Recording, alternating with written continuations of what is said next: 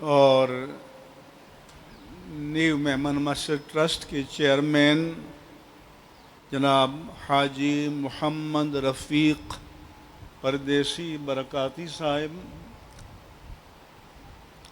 اور اس کے منتظم جناب امجد شاملیہ صاحب اور اس کے شیخ الجامعہ علامہ عمران شامی صاحب اور میرے تمام اجلہ اکابر افاضل علماء کرام اتنی بڑی تعداد میں تشریف فرما ہیں، یہ بجائے خود ایک سعادت ہے۔ اب میں سب کے نام لوں تو اتنا ہی ٹائم ہے کہ میں نام لے سکوں گا، اس لیے چند گزارشات پیش کرتا ہوں۔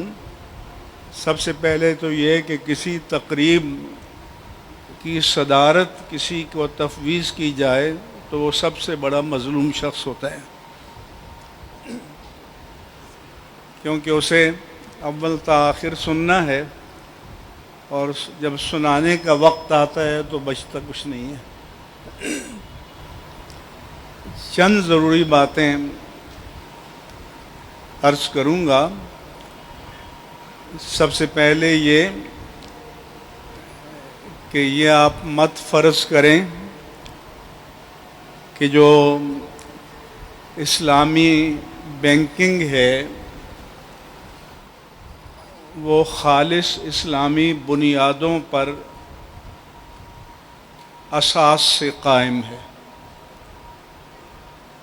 یہ جو کوشش ہوئی ہے یہ انٹرسٹ فری یا ربا فری یا لا ربائی نظام لانے کی، وہ بھی جو بینکنگ کا سیناریو، بینکنگ کا پورا نظام، اسٹیٹ بینک آف پاکستان کا پورا کنٹرول، ان سب کی بنیاد ربا پر ہے، ان سب کی بنیاد سود پر ہے۔ اب بھی اگر گورنمنٹ کو پیسے کی ضرورت ہو تو اسٹیٹ بینک آف پاکستان جو ریسیویبل ہیں، جو سال کے بعد 6 مہینے کے بعد جو وصول ہونے ہیں، تو ان کو بینکنگ مارکیٹ میں بیچتا ہے سود پر، کہ آپ جو پیسے آپ کو سال کے بعد ریسیو ہوں گے تو وہ ابھی ہمیں آپ دے دیجئے اور اس پر اتنا آپ کو سود دے دیا جائے گا۔ خود اسٹیٹ بینک بھی سودی کاروبار کرتا ہے۔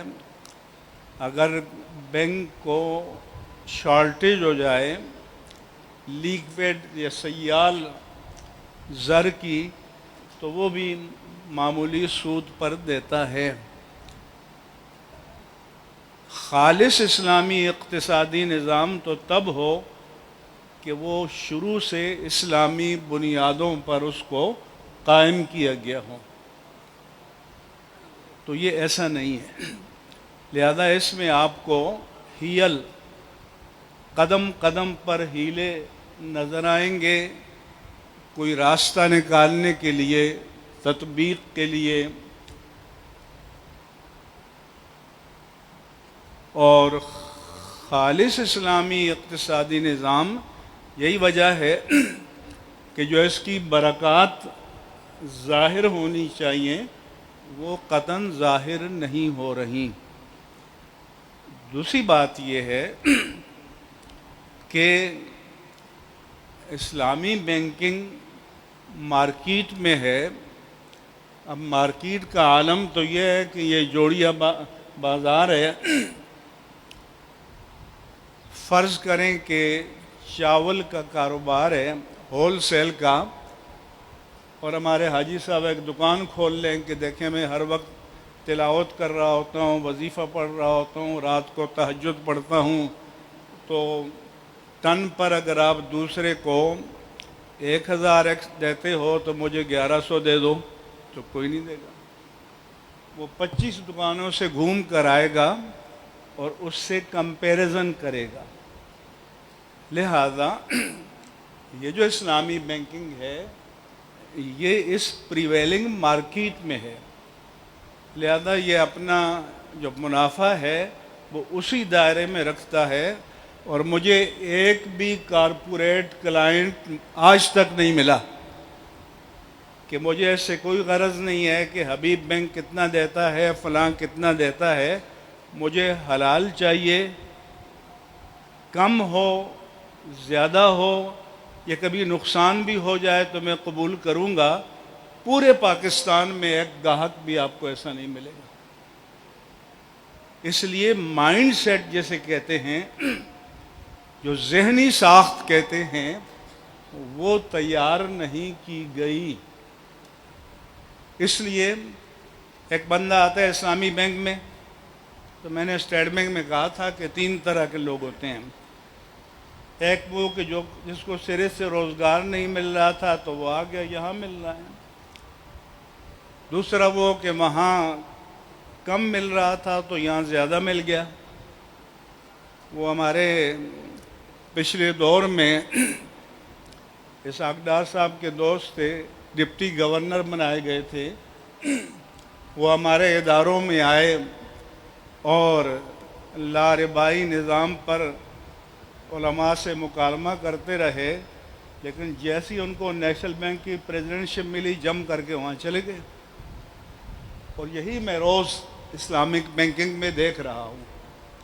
تو پہلی بات تو یہ ہے کہ جب تک ایسی مین پاور تیار نہ ہو جو ذہنی طور پر قبول کرے، کیونکہ تجارت جو ہے اس کی جو برکات ہیں وہ اسی لیے تو ہیں کہ اس میں نفع بھی ہے اور کبھی نقصان کا احتمال بھی ہوتا ہے، اور دونوں صورتوں کو قبول کرنا پڑتا ہے. یہ جو انہوں نے بتایا کہ جو فیڈرل شریعت کورٹ نے ججمنٹ دیا ہے، یہ اصل میں اسی ججمنٹ کا تکرار ہے جو پہلے فیڈرل شریعت کورٹ میں دیا، پھر اپیل میں گئے تو سپریم کورٹ شریعت اپیلٹ بینچ میں دیا، پھر گورنمنٹ کو پابند کیا تھا کہ 30 جون 2002 تک آپ نظام کو لاربائی بنا دیں.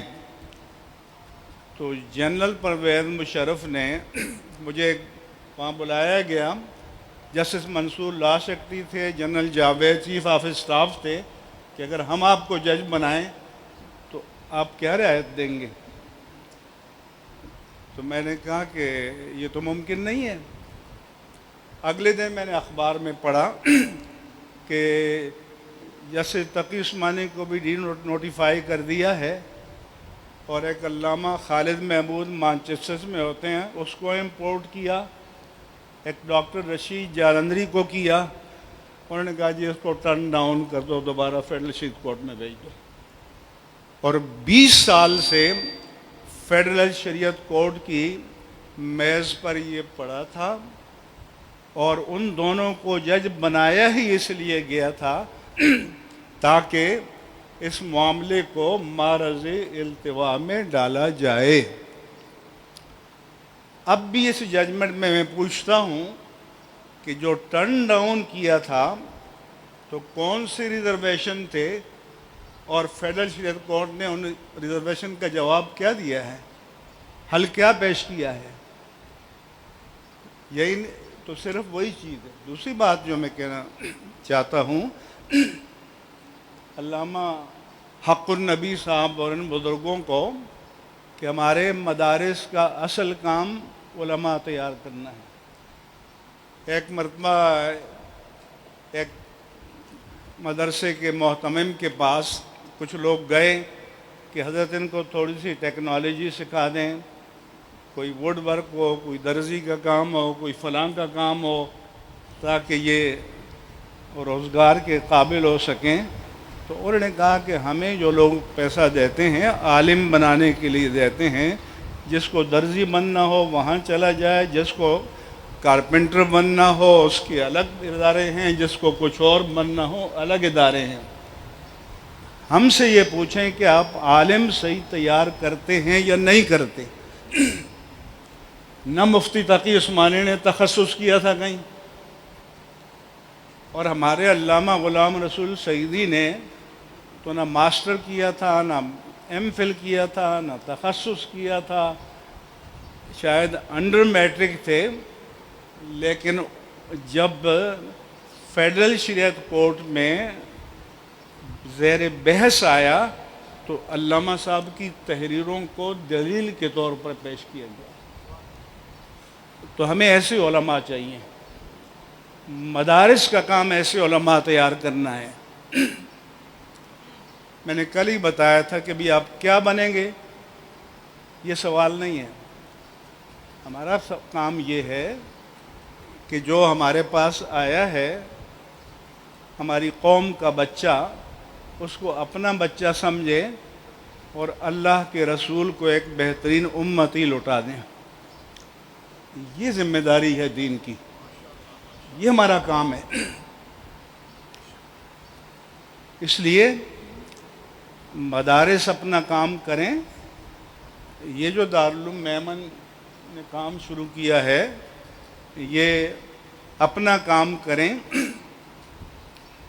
اور میں آپ کو بتاتا ہوں کہ اگر مدارس میں پختہ عالم تیار ہو جائے تو یہ پوری بینکنگ انڈسٹری میں اس کے مقابلے کا کوئی نہیں ملے گا آپ کو.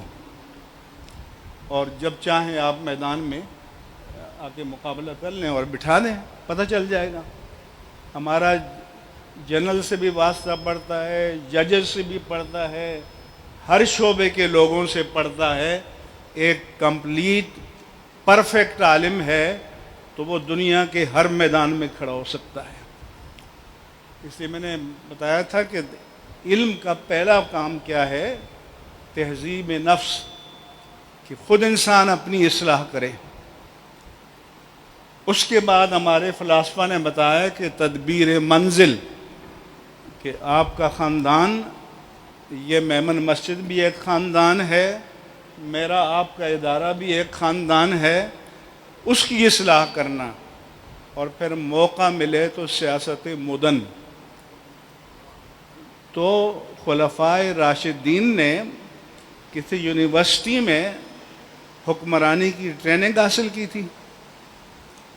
وہ تو مکتب نبوت کے طالب علم تھے، لیکن پھر آگے چل کر اسکینڈینیوین کنٹریز میں جو سوشل ویلفیئر کا نظام قائم ہوا تو اس کو فاروق ڈاکٹرائن کا نام دیا گیا ہے. اس لیے قرآن اصل ہے، حدیث اصل ہے، فقہ اسلامی اصل ہے. آپ اب تخصص فی المعقول بھی کر رہے ہیں، اور جانا ہے کہ یہ معقول جو ہمارے قدیم معقولیات ہیں ان کو اس حد تک جاننا ضروری ہے کہ ہمارا جو دینی سرمایہ ہے اس میں جو ٹرمینالوجی ہے وہ ان معقولیات کی ہے. کیونکہ پہلا چیلنج جو ہے وہ فلسفہ یونان آیا تھا، تو اس دور کے علماء نے اس کو سمجھا، عربی میں ٹرانسلیٹ کیا، پھر اسی کے اصولوں میں اس کی تردید کی، اس کا رد کیا.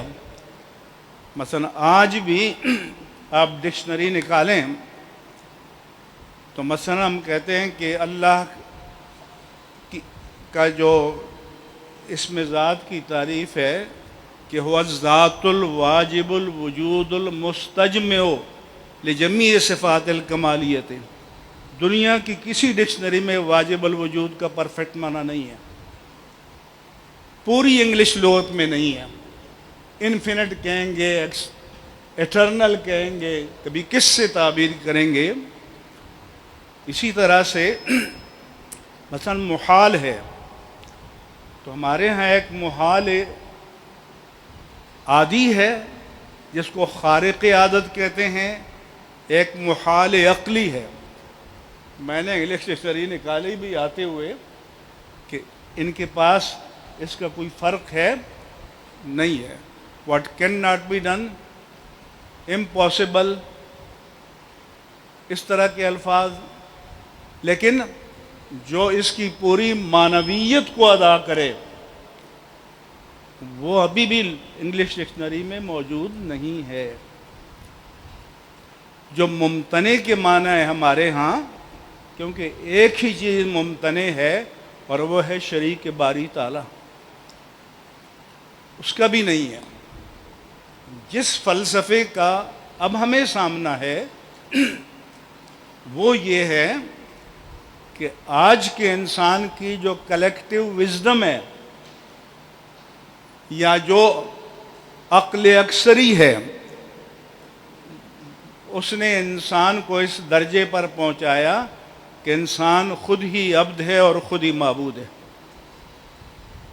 کیونکہ جب وہ یہ فیصلہ کر لیں کہ اپنے خیر و شر کا فیصلہ ہم نے خود کرنا ہے،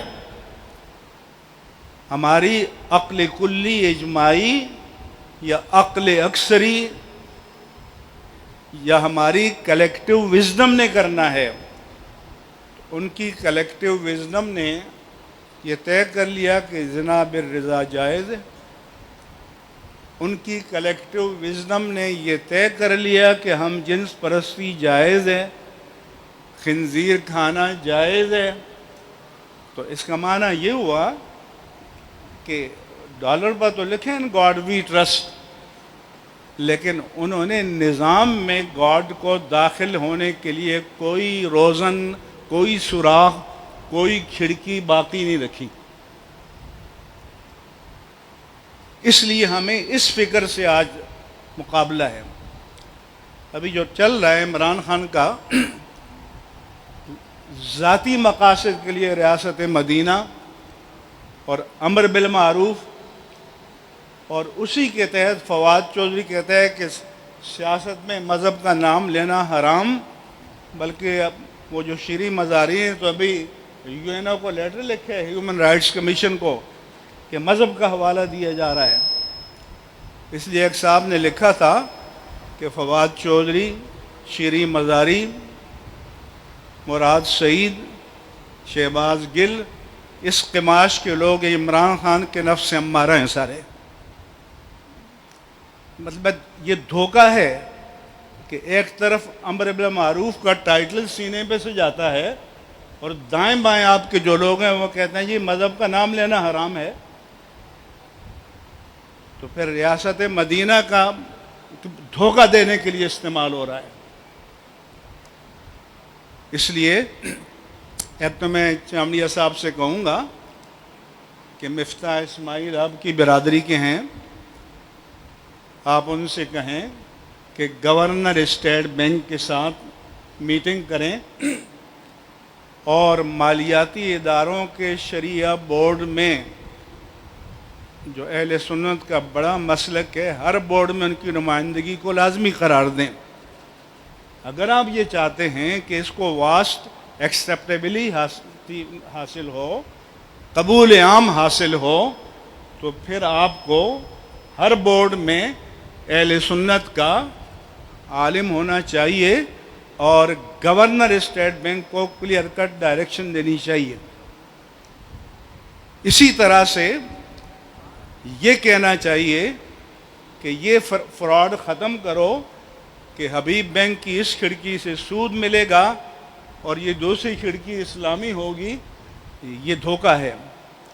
لہذا جیسے M C B Islamic bank کے نام سے سبسڈی بنائی، اسٹیٹ بینک اور وزارت خزانہ ان سب کو پابند کریں کہ یہ سارے بینک انڈیپینڈنٹ سبسڈی بنائیں جو ٹوٹلی، فلی اور کمپلیٹلی اسلام کے اصولوں پر چلیں۔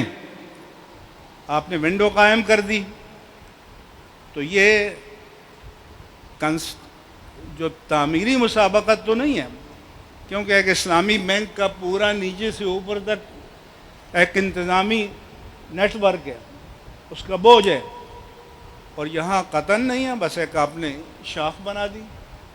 اس لیے ان بینکوں میں ونڈوز ختم ہونی چاہیے، انشورنس کمپنیوں میں ونڈوز ختم ہونی چاہیے، اور انڈیپینڈنٹ تکافل کے ادارے قائم ہونے چاہیے تو ایک بندہ گیا ہے تو اسے ہے کہ کرنے کا کام یہ ہے، آپ یہ کام کریں تاکہ بنیادی تبدیلی آئے.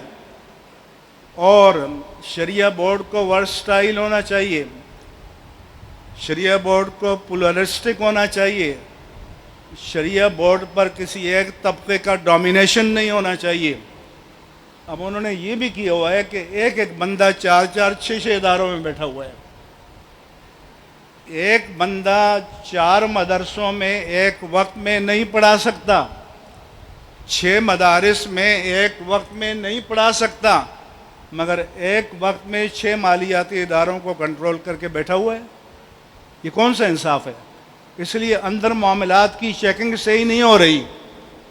اندر چیکنگ تب صحیح ہوگی کہ ہر ڈاکومنٹ کو شرعی ایڈوائزر پری ایگزیکیوشن آفٹر ایگزیکیوشن، اور جب مینول بنتا ہے ہر ایک کو لفظ بلفظ اسٹڈی کرے. لیکن جو دنیا بھر کے بینکوں میں پھیلا ہوا ہے وہ کہاں سے کرے گا؟ یہ دیانت کے خلاف ہے، یہ امانت کے خلاف ہے. جب دیانت و امانت پر اداروں کو کھولیں گے تو مواقع بھی پیدا ہوں گے، اور ہمارے جو جینون علماء ہیں ان کے لیے کوئی مشکل پیش نہیں آئے گی، بالکل نہیں آئے گی. اس لیے آپ ہم سے یہ توقع رکھیں کہ اچھے علماء پیدا کرو. ہم آج بھی قحط الرجال کا شکار ہیں، ہمارے پاس کوئی اوور پروڈکشن نہیں ہے. اس لیے ہر شعبے میں ہمیں رجال کار کی ضرورت ہے اور کمپیٹنٹ علماء کی ضرورت ہے. دوسرا کہ اس جو پیری مریدی کی ادارہ ہے اس کی اصلاح کرو. جب تک اس کی اصلاح نہیں کرو گے تو وسائل تو سارے ادھر جائیں گے. اگر یہ وسائل ادھر نہ جائیں تو علامہ حق النبی کو کوئی شکوہ ہو سکتا ہے؟ تو پھر جو امام اہل سنت کے ماننے والے ہیں وہ شیخ طریقت کے بارے میں امام اہل سنت کے کرائٹیریا پر سب کو پرکھیں. ہر طرح کا بندہ اس کے پیچھے 10 لینڈ کروزر لے کر آپ چل پڑتے ہیں، کوئی تفضیلی ہے، کوئی رافضی ہے، کوئی کیا ہے، کوئی کیا ہے. تو پہلے تو آپ لوگوں کا یہ تھا کہ ہم رضویت کے گارنٹر ہیں، اتھارٹی ہیں، کمیٹڈ ہیں، لیکن اب یہ نہیں ہو رہا. تو اگر یہ سارے علماء جہاد کریں اور یہ ضروری قرار دیں کہ اعلیٰ حضرت نے، امام اہل سنت نے، مجدد دین و ملت نے شیخ طریقت کا جو معیار قائم کیا ہے اگر اس پر کوئی پورا نہیں اترتا تو وہ کسی بھی معیار پر مرشد طریقت بننے کا اہل نہیں ہے. چاہے وہ شاہ محمود قریشی ہو، یوسف رضا گیلانی ہو، فیضل صالح حیات ہو، کوئی اور آفت ہو، کوئی اور بلا ہو. علماء حق بیان کریں. علماء مارکیٹنگ ایجنٹ ہیں، جاتے ہیں لفافہ ملتا ہے مارکیٹنگ کر کے آ جاتے ہیں. اس لیے میں اسلامی یونیورسٹی باولپور میں گیا تھا، خطبہ کی ٹریننگ تھی، تو میں نے بتایا کہ میں نے ایک مارکیٹنگ ایکسپرٹ سے پوچھا کہ آپ جو اپنی پروڈکٹ کو بیچنے کے لیے ایڈ بناتے ہو آپ کی سائنس کیا ہوتی ہے؟ اس نے کہا ہماری سائنس یہ ہوتی ہے کہ یہ نہیں کہ جو بچہ کنگھی بیچتا ہے کہ اللہ کے لیے یہ تسبیح لے لیں کنگھی، یہ نہیں. ہماری سائنس یہ ہوتی ہے کہ اگر اس پروڈکٹ کو آپ نے نہ خریدا تو آپ نقصان میں رہ جائیں گے. تو ہم اسلام کے مارکیٹنگ ایجنٹ ہیں کہ آج کی انسانیت کو ہم نے باور کرایا ہے کہ تم اس دین کو چھوڑ دو گے تو نقصان میں ہو جاؤ گے.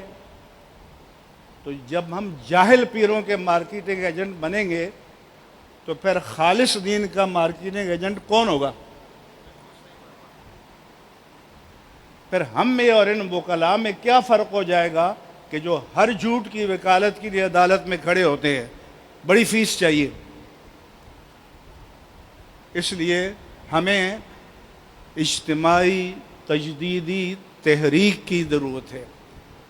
اور میں علامہ خادم حسین رضوی رحمہ اللہ تعالیٰ کو اس لیے خراج تحسین پیش کرتا ہوں کہ وہ بندہ معذوری کے باوجود میدان میں آ کر کھڑا ہوا. میں کہتا ہوں کہ لاکھوں کروڑوں جو ٹانگوں پر چلنے والے ہیں اس معذور پر قربان ہو جائیں. میں ملک میں جاتا ہوں تو نوجوانوں کو، نوعمر لڑکوں کو یہ نعرے لگاتے ہوئے دیکھتا ہوں تو میرے دل سے اس شخص کے لیے دعائیں نکلتا ہیں. اور انہوں نے یہ مثال قائم کی کہ کسی صاحبزادگی، شہزادی، میرزادہ، پیرزادہ اس کے لاحقے اور سابقے کے بغیر کوئی اپنے اخلاص کی بنیاد پر، علم کی بنیاد پر، تقوی کی بنیاد پر میدان عمل میں کھڑا ہو سکتا ہے. اس لیے جرأت مند علماء پیدا کرو، حوصلہ مند علماء پیدا کرو. اور میری زندگی کا تجربہ ہے کہ جب دین کے ساتھ کھڑے ہو جاؤ گے تو اللہ کا دین آپ کو کبھی گرنے نہیں دے گا. اس لیے تربیت دو، تربیت کی ضرورت ہے. مصلحتوں کو چھوڑو، حق پسند بن جاؤ. اور جیسا کہ میں نے عرض کیا کہ اور ہمارے علامہ حق النبی نے بتایا کہ تخصصات عہد نبوت میں بھی تھے کہ ارحمہم فلاں، اشدہم فلاں، اقداہم فلاں، اقرؤہم فلاں. یہ پوری جماعت صحابہ میں تھا نا، کیونکہ نبی کا کام کیا ہے؟ نبی تخلیق نہیں کرتا، تخلیق تو اللہ فرماتا ہے. حضور نے فرمایا کہ الناس معادن، لوگوں کی مثال کانوں کی ہے. معین کا معادن الذہب والفضہ، جیسے سونے اور چاندی کی کان ہوتی ہے. خیارہم فی الجاہلیت خیارہم فی الاسلام، کہ زمانہ جاہلیت میں جس میں کوئی ٹیلنٹ تھا، کوئی جوہر تھا، کوئی ملکہ تھا، کوئی کمال تھا، میرے آقا کی نگاہ پاک نے انقلاب برپا کر دیا. اور وہ عمر جو معاذ اللہ نبوت کو شہید کرنے چلے تھے، بارگاہ نبوت میں خود شہید ہو گئے. اور پھر اسلام کو اللہ تعالیٰ نے ان کی صورت میں وہ مقام عطا فرمایا کہ آج تک دوسرا عمر اس امت کو نصیب نہیں ہوا. اس لیے علم پر زور دو، قرآن و سنت پر زور دو، فقہ اسلامی پر زور دو. جو اس میں پرفیکٹ ہوگا تو دنیا کا کوئی ہر شعبہ اس کے لیے آسان ہے، کوئی مشکل نہیں ہے. اللہ تعالیٰ مجھے اور آپ کو اس کی توفیق عطا فرمائے. اور آپ کی کاوشوں پر تحسین کرتا ہوں، مبارکباد پیش کرتا ہوں، لیکن ساتھ ساتھ یہ گزارش کرتا ہوں کہ ترجیحات کی فہرست کو درست کریں. دارالعلوم میمن اور میمن مسجد 3 ستونوں پہ ہے. ایک ستون تو حاجی رفیق صاحب نے سنبھالا ہوا ہے، پورا فائنانس اور یہ کرتے ہیں. دوسرا دینی ستون مولانا مفتی عمران شامی صاحب نے. اور میں تیسرے ستون کو بہت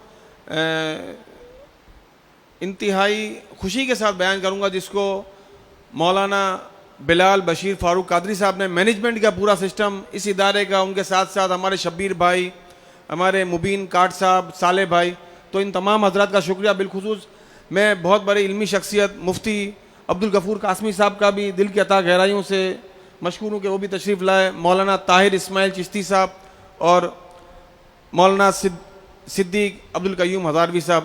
اور اب میں مفتی سے گزارش کروں، مفتی صاحب دعا فرما دیں تاکہ نماز پھر ہو جائے. اللہم صلی علی سیدنا و مولانا محمد وعلی آلہ وصحبہ وبارک وسلم علیہ. یا رب العالمین، مقاصد خیر کے لیے آج جو مجلس قائم ہوئی اور اس میں جو کلمات خیر کہے گئے اور سنے گئے، اس سعادت کو اپنی بارگاہ عالی میں مقبول و معجور فرما۔ یا اللہ اس جامع مسجد کی بنیاد سے لے کر آج تک جنہوں نے اس کی تعمیر میں، ترقی میں، توسیع میں، انتظام میں حصہ لیا، ان کے لیے صدقہ جاریہ فرما، وبرحمتک یا ارحم الراحمین۔